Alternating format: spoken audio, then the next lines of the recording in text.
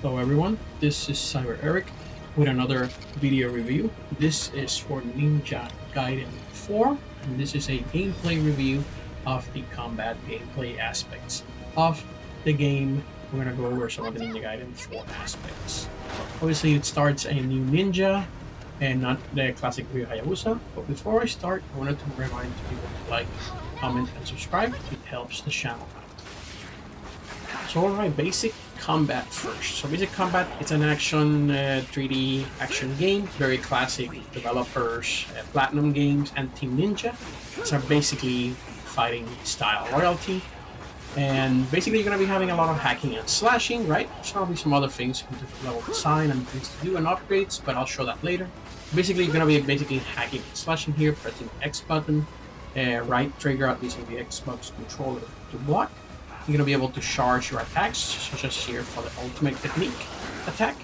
And you're going to be able to do a lot of different combos and upgrade your weapons as well.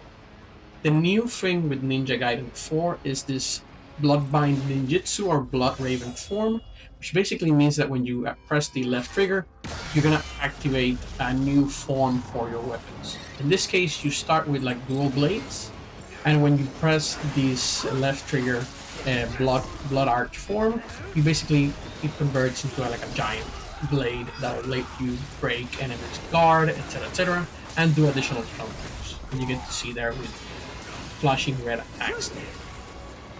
And basically that's going to be one of the main things that you're going to see from this game.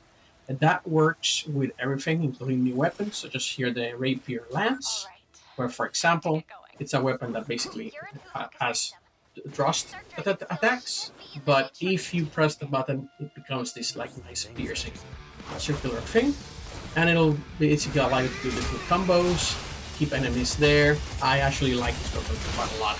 It's the Lunar Staff. If you played classic Ninja Gaiden, basically the equivalent to that. And the other thing is, obviously, you're going to be doing a lot of parrying, for example, blocking and dashing, dodging enemies. For example, here I am doing the classic guillotine drop, it's called, and you basically get to block enemy attacks, and you get to dodge, etc., like you see it here.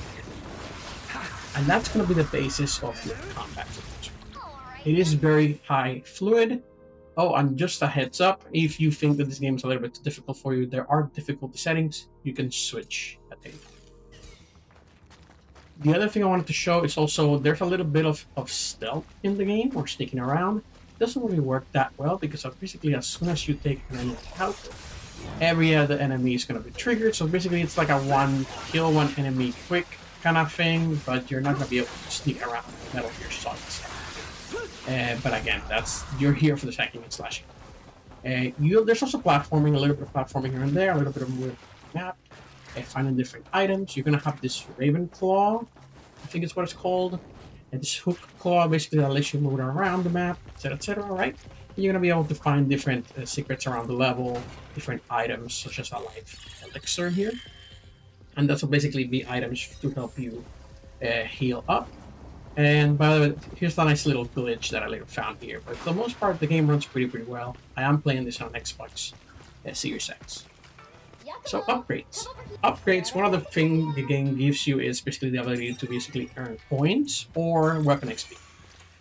For coins, you're going to be able to buy different items in this item supply shop, and you'll be able to select different missions or sub-missions throughout the game. So if you find a particular strong enemy in a corner of the map, it's not part of the game, but if you do the mission, you get extra coins, etc. You'll also find this Raven around the map, and different checkpoints, etc. And this is the character Tyron that will let you basically learn new combat skills. You'll be using your coins for this, and basically you'll be able to upgrade your weapons, etc., and your combos, and you get to test them out here. And lastly, there are some some shrines here, some demon shrines. Purgatory, as it's called here, and they are a challenging room that will basically let you get additional XP and coins. But note to self, they are quite challenging, so be prepared to try this a couple of times before you get to succeed. Here I am dying, for example, because enemies hit from off screen. All right, and the most fun part of this game, I'll have to say, are the boss battles. The boss battles for me are the highlight of Ninja Gaiden 4. They are excellent. They are a lot of fun. They're difficult, of course, but for example, it's basically about learning the combat patterns of the enemy, being able to dodge and parry, such as you see me here doing, attacking the enemy, dodging when necessary, and dodging here, moving around. It's very, very fast paced, as you can see. It is a lot of fun though once you get the hang of the moves and the combos. And again, this is a hack and slash. You're gonna have to learn the combat mechanics. You're gonna have to learn the very fast twitch movements of this combat system. Yeah, but the boss battles, I think, for me, are the highlights. So you see some of these big enemies, you basically can see they're winding down very, very slow. And some of the enemies are basically just going to be shooting missiles. And there's going to be enemies along the bosses, so it's not going to be just one boss. You'll also be prepared for that. But this is the highlight of the game. This is my favorite part of the game, the boss battles. And quickly, for final impressions, this is Ninja Gaiden 4. I'm a fan of the Ninja Gaiden games. This is the second Ninja Gaiden game I've reviewed this year. I'm so happy Ninja Gaiden is kind of back. When the combos flow, for example, if you see here, I'm dodging this enemy, then I dodge, I grapple upwards, I kill that guy, and then I slam this guy. It is so fruitful. It feels so good, and then you see this guy trying to shoot me, and then I just basically kill him so quickly and you move so fast. When it all flows, it's excellent. There's a little bit of an issue of enemies attacking you from off screen, which is very, very annoying. And the stealth mechanics here, for example, killing this guy stealth-wise, you don't even need to sneak around or walk. You can literally run, and they won't. So it's like, it's something to do, it's interesting, but you're there for the combat, particularly the boss battles. They are a ton of fun, particularly the combat.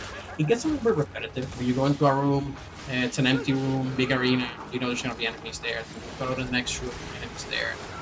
So there's that little bit of a boring kind of thing where there's almost nothing to do because the level design's not there for you to experiment. You're there to run around, but again, this boss battles and this combat, it flows pretty well. It could use some particular fine tuning, but for the most part, I think it's an 8 out of 10. I would recommend this, particularly if you like hack and slashes. And again, I had a lot of fun with this. And doing the parrying, dodging enemies. Sometimes I don't even know what's going on, honestly. But that's it for this video of Ninja Gaiden 4. Thank you very much for watching. Please don't forget to like and subscribe. And leave a comment and let me know what you think of Ninja Gaiden 4 if you played it.